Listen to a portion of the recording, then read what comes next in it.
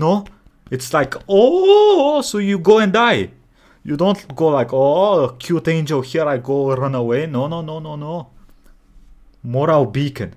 Hello everybody, it's your boy Proftrof, and we're back again with another video by your boy Majorkill. Top 5 most powerful Primarchs. I know I haven't done a lot of 40k videos in a while. There hasn't really been a reason, okay? Listen, my brain is a chicken fish brain combined. I'm dumber than both races, so I forget shit, okay? I'm sorry. I'm sorry. It just happens. So, okay, what I want from this video. Hawkboy number 1. G'day guys and gal. If you're feeling a little bit of deja vu right now, then it's not just because your sanity is slipping. A few years ago, I made a similar video to this one. However, as old Majorkill was a bit too much of a try-hard edgelord who had no concept of actual humour, hence just tried to say the most outrageous things possible for attention, that video was removed by YouTube. Oh. Probably not the worst thing, as when I made that video, my knowledge of 40k was actually quite poor, and the list probably wasn't very good. It's the same kind of issue that occurred with my top 10 Space Marine chapters video, where I had no idea what I was talking about, and I listed the Custodes as the #1 best chapter. God damn, I'm a retard sometimes. Hence I thought, stuff it. Let's remake the video armed with way more knowledge, a little bit more maturity, and a fatter cock. Of muscle. What? Whoa, wait. A little bit more maturity and an extra 10 pounds of... Wait, my boy's only... Oh. I thought he was way heavier. Yo, I weigh as much as him. Muscle. Jeez. He must be shorter then. How tall is he? Before we get started, I just moved out into my own place and I need your help. I want to buy the most gimmicky but actually good shit ever. So far I've bought a galaxy projector and I'm trying to convince Monster to send me a branded mini fridge where I can store the slab of Monster Energy drinks that I just bought. But is there something you have that is random but awesome? My boy's becoming ninja. My boy's becoming really cool ninja cabinet, then shoot it through to me and I might just buy it. Being in my own place means a big upgrade to the production quality of these videos is on the horizon, and I'm very keen to share them with you. Today I will list the top 5 most powerful Primarchs. The Primarchs will be compared at the peak of their natural power. Okay. So if Lorgar's on this list, he's not on this list, then we would look at the power just before he became a demon prince. Wait, also, power isn't only defined by strength or combat prowess. Guilliman is a lesser fighter than Angron, however his impact and power is significantly higher due to the power that comes from his organizational skills. Plus he got a fire sword. The fact that Angron is a walking abortion advertisement. True. Let's get into it. True. Our number 5 place goes to my personal favourite Primarch, Lion L. Johnson. When I first heard about the Lion, I thought he was black. L. Johnson sounds like a hectic basketball name, so I was pretty surprised to learn that he was one of the whitest Primarchs there was. Hey, listen. Mr. Johnson is white man can jump. Both a brilliant commander and swordsman, while suffering from arguably the largest case of Asperger's out of all the Primarchs. Hey, he did though. I genuinely believe that chaos couldn't corrupt him, not because he's the one that was poisoned and is like semi-dead, semi-alive, and they're trying to bring him back currently, right? He's super loyal, but because his Spurg brain couldn't be cracked by chaos. What makes him so powerful? Well, unlike most of his other brothers, the Lion doesn't have like a special ability. He can't move shit with his mind like Magnus, or fuck chihuahuas like Lehman. I mean, he probably can, but he chooses not to. The Lion makes up for this by the fact that he is just so damn excellent at everything else, except for his social skills. His commanding skills were legendary, with the Dark Angels being one of the most successful legions during the Great Crusade. His mental willpower was unbelievable, with him easily passing any test cast through at him, as well as being able to overpower a million-year-old Super Xeno through sheer mental might. Or maybe that was just the spurginess. Either way, still impressive. Not to mention, his swordsmanship was legendary. He was so good at swordsplay that when he was fighting Conrad Curse, he was able to win despite Conrad being able to see... Why did that sound so gay? Swordplay that when he was fighting Conrad Curse, brothers crossing swords, despite Conrad being able to see the future. This is because A, the Lion was able to subconsciously change his attack mid-swing, hence messing with Conrad's foresight, and B, just because you can see something that's about to happen, doesn't mean you can always stop it. If Stephen Hawking foresaw that in 10 seconds, The Rock would come in and curb stop the shit out of him, he's not... Has he not made this joke before? I swear to God I've heard this joke before. Not gonna be able to stop that. Same thing here. The Lion was the second pick for War Master after Horus. He might have even been the favourite pick if it weren't for the fact that the Emperor knew that whoever became War Master would eventually fall to chaos. Wait, what if Gideon was the War Master? Fucking Space Knight. Hell yeah.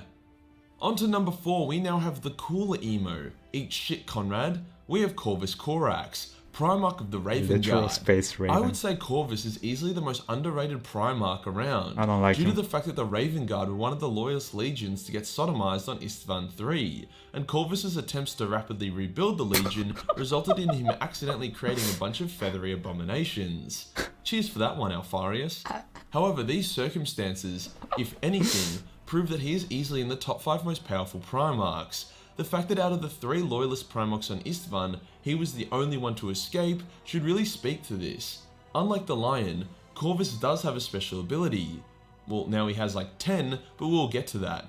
Corvus is able to make himself invisible. Kind of. Whilst machines can still detect him, he can make it so that living beings cannot see him, even if he is right in front of them. On top of this, Corvus seemed to be one of the few loyalist Primarchs to truly embrace his warp powers, as he gained the ability to detect chaos and also turn into a demonic bird entity, which now just stalks Lorgar. Yes, I'm not joking. Corvus can turn into a demon without the help of chaos or requiring him to give up his soul. Wait, it kind of makes sense though, because like Chaos helped make the Primarchs, right? So it does make sense that they do have a little bit of that shit in demon them. form. Never thought about that before. Corvus was one of the greatest warriors out of all the Primarchs. Lorgar was warned that he had to avoid Corvus at all costs, otherwise he would die. Lo and behold, dumbass Lorgar ends up fighting Corvus after Corvus started killing his favourite sons like they were terminal chemo patients. Now when Primarchs fight, often one is the better warrior and will win. However, it will always be a good scrap. When a wounded Guilliman fought a fresh berserk Angron, he was actually able to fend him off for a little while. Which is However, weird. when Corvus fought Lorgar, he bodied the living fuck out of him. It wasn't even close. All Lorgar did to Corvus was break his nose, which Corvus actually let happen as a way of saying fuck you to Lorgar. In return, Corvus disemboweled Lorgar and severed his spine. Lorgar only survived that because Conrad intervened at the last moment. With his legion shattered and only barely escaping with his life, Corvus quickly regrouped and went back on the offensive, sabotaging trader supply lines and doing the damage of a legion with only a handful of troops. After the Horus Heresy, he vowed to hunt down and kill his traitors. Yo, can we talk about something? Aren't pictures like this a little weird? All the pictures I've seen of Space Marines, Primarchs included, without like parts of their armor, there's always like 50 million scars all over them. Seeing him have 0 scars is a little weird. Not sure if a good weird or bad weird. His brothers, which, pretty much every loyalist Primarch did, to be fair. Hence he went after Lorgar. At this point, Lorgar had unlocked his power and even became a demon prince. He was significantly more powerful than he was when he first fought Corvus. When the brothers once again came to face, Lorgar got raped even harder than the first time, and ran away like the little kitty fiddling bitch he is. Hell yeah, Corvus. This next pick will be controversial, as everyone, including me, has 3! No. 3! put Sanguinius as our number 1 most powerful Primarch at some point. However, this just isn't the case. He's number 3. It's true that as a warrior, Sangi's power is on another level. Bro. He held back the entire army of chaos at the Eternity Gate by himself, and he has bodied the best greater demons around. Other combat Primarchs like Lehman have said they wouldn't stand a chance against Sangi, and Lehman was able to beat a chaos-empowered Horus. The only reason why Sangi died to Horus in current lore is because he was exhausted for more or less taking on chaos by himself for a bit. Cheats. He's pretending to be dead. Plus Horus was basically just a meat suit for all the chaos gods, and his power was a bit silly by that point. Case in point, Sanguinius was incredibly powerful, but only as a warrior. In terms of his ability to organize, command and outplay, he was pretty lacking. But Majorkill, he was able to turn the Blood Angels from a group of savages to a legion of noble warriors. Shut the fuck up, Timmy, you plump little midget. Damn it, Timmy. Being able to discipline your children isn't an indication of supreme power. In all other aspects, bar being a pretty little angel and being great at killing shit, Sanguinius falls short. But did not have a but just seeing him on the battlefield is like, oh, it's like, oh, so you go and die. You don't go like, oh, cute angel here, I go run away. No. Moral beacon. Particularly impressive record during the Great Crusade, and Sanguinius was generally following his brother's lead rather than leading on any joint campaigns that they did. Now, I'm not saying he was a shitty commander or leader, that title goes to Angron. No, he was okay. And the fact that out of all the Primarchs, he scores a 3rd spot is such a fucking massive testament to the impact he had as a single unit. Dude takes down Titans, like damn.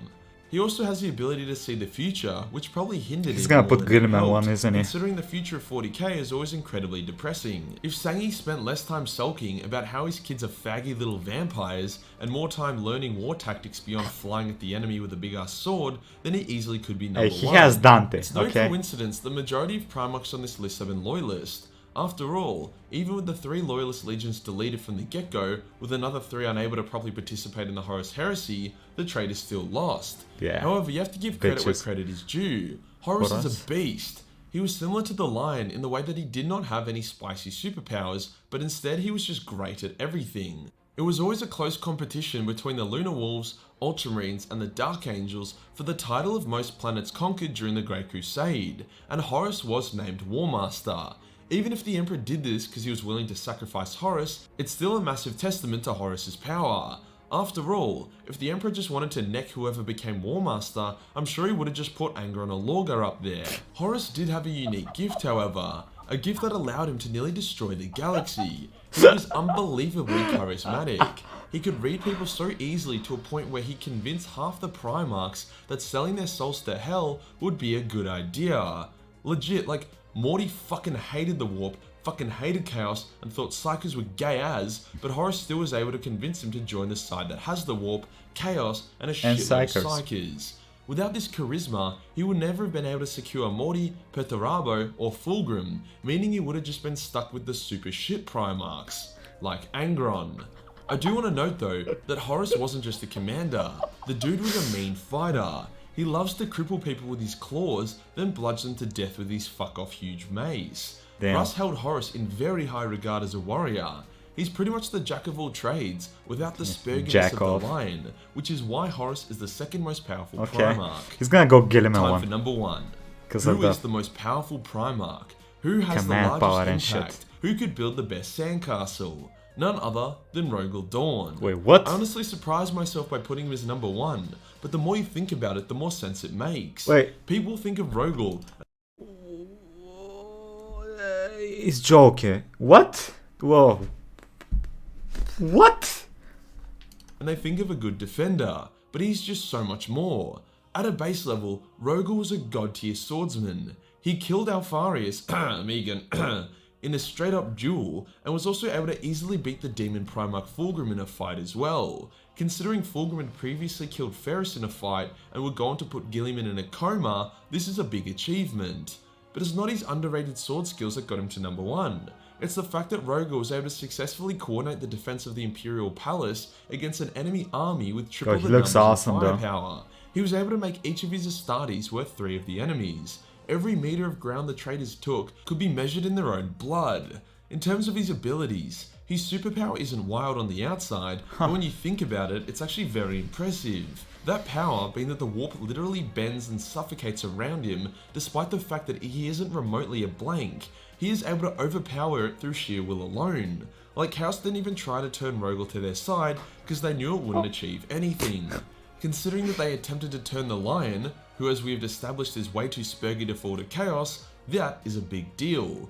With his legendary swordsman skills, god tier commanding abilities, and his unbreakable will, Rogel Dawn is the most powerful of the Primarchs.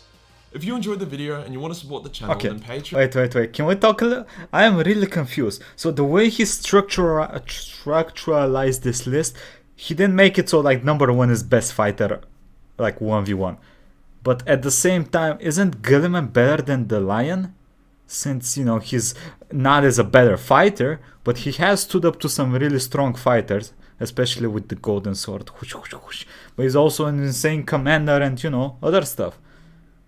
Like, even if he's not number 1, I'm okay. I am mad at it. I really hope my boy is alive even without a hand. But hey, we'll see, I guess. Place to be. Only $1 per month give you access to a boatload of Warhammer hentai. Hit the subscribe button, then hit the real subscribe button for more Prime content. Join the Discord for more memes, and I'll see you in the next one. Peace. What y'all think about his little list? I don't know how. Okay. Okay. Chill out. The fuck? I don't know. Like, even if Gilliman not number 1, I think he should have made the top 5 by the way he's like measuring the strength, right? Like, he's done so much shit nowadays in the newer lore. Like, I don't know. Let me know about your top 5. I still want Hawkboy number 1, but that's mostly just because I'm super biased. Anyway, if y'all want to see more 40k reactions by a boy playlist up here, check out Majorkill. He's fucking awesome. I love the dude. Quick thank you to the YouTube members and Patreons. Thank you all for the support. Much love, and I'll catch you all next time. Bye bye, everybody. Have a nice day.